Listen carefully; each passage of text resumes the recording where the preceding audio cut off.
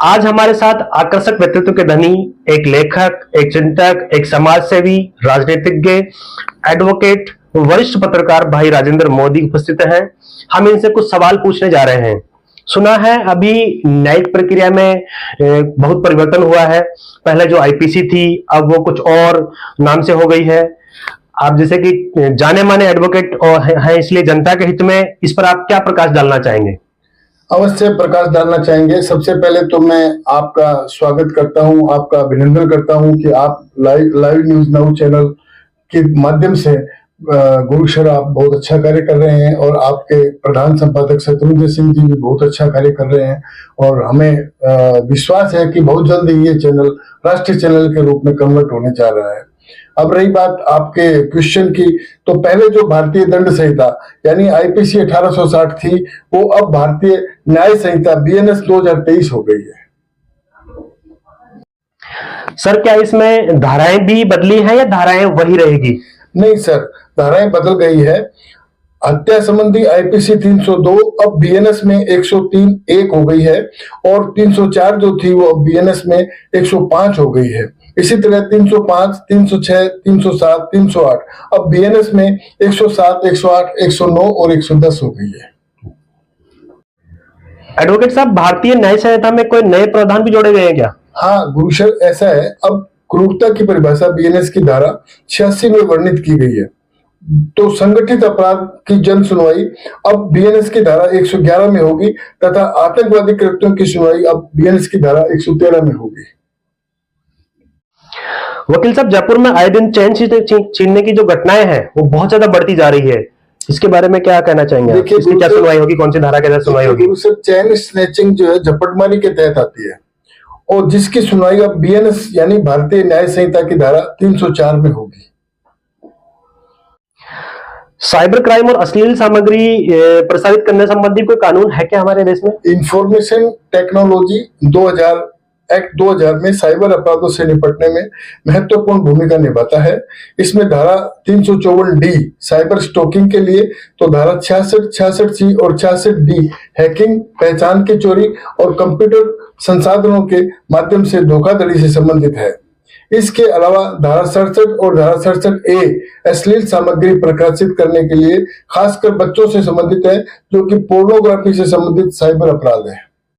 आदरणीय राजेंद्र मोदी जी, एडवोकेट साहब, आप भाजपा से संबंधित हैं। प्रेजेंट राजनीति, खासकर ट्रंप टैरिफ के बारे में क्या कहेंगे आप? देखिए गुरुजी, जहां तक मेरी राय है, भारत हमारे समाज के पुरोधा नरेंद्र भाई मोदी के निर्देशन में एक शक्तिशाली देश के रूप में उभर रहा है। इसलिए वर्तमान शक्तिशाली राष्ट्र अमेरिका को इससे जलन हो रही है और वह भारत को कमजोर करने के लिए ट्रंप टैरिफ जैसी हरकतें कर रहा है, पाकिस्तान के साथ दोस्ती कर रहा है। भविष्य में भी वह भारत से युद्ध करने के लिए पाकिस्तान को उकसाएगा। हमारा ऐसा आंकलन है। उसका कुछ भी नहीं बिगड़ेगा, लेकिन पाकिस्तान दुनिया के नक्शे से मिट जाएगा और उसका नुकसान जो है वो। वकील साहब, आए दिन सड़क दुर्घटनाएं होती हैं, इस बारे में आप क्या कहेंगे?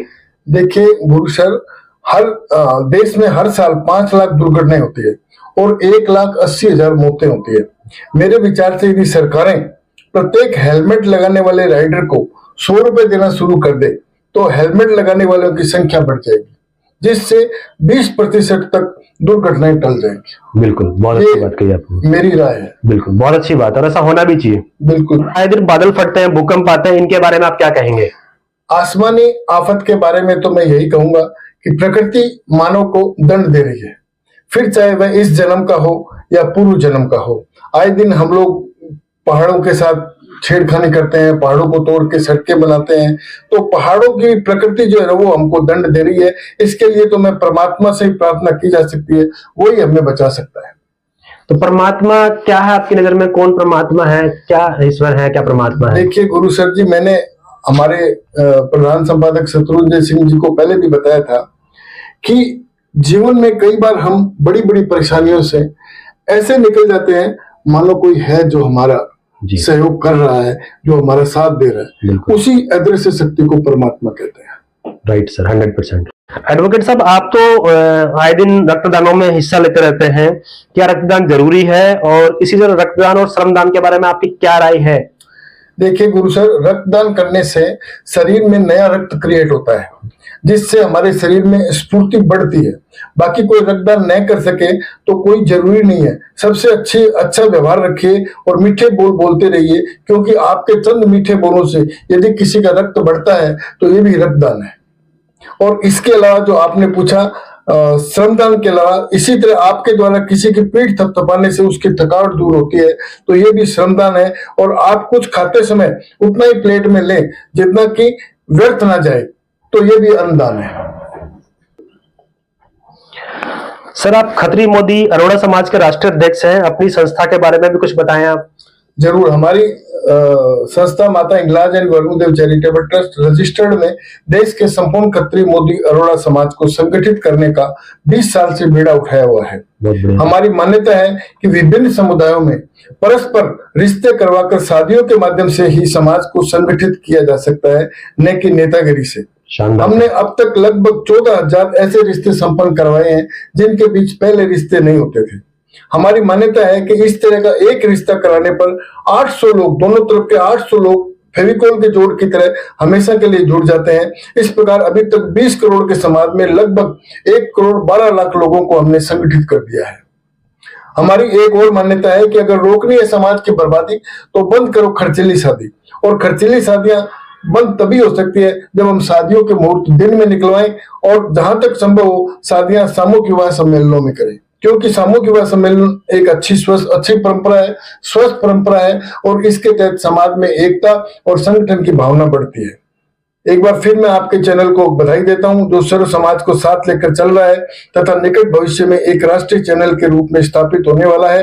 यही मेरी शुभकामनाएं हैं आपको भी, और आपके प्रधान संपादक शत्रुंजय सिंह जी को भी बहुत बहुत धन्यवाद। आपने मुझे मौका दिया बोलने का, धन्यवाद। बहुत बढ़िया सर, बहुत शानदार विचार आपने कहे हैं, बहुत अच्छी बातें आपने कही है सर। Thank you.